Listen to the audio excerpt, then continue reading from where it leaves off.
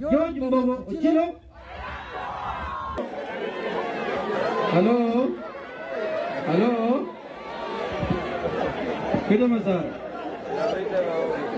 Mazara umesema ati ile kitu wewe mimi nataka wewe utaki.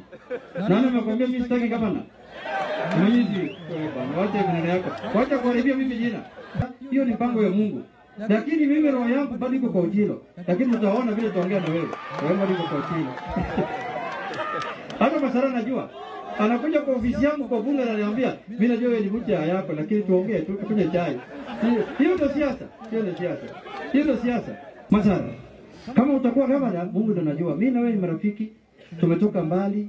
Tumepiga matofali pamoja, tukakuwa councillors pamoja, tukakuwa bunge pamoja, tukaoa wakati mmoja, tukatongoza wanawake wengine pamoja, unakumbuka? Tunajuana sana.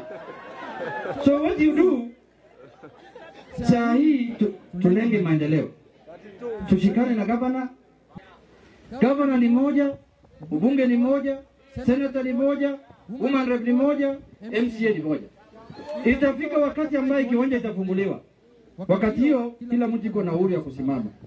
Saa hii gavana yetu hapa Migori ni George Mbogo Ochilo yako.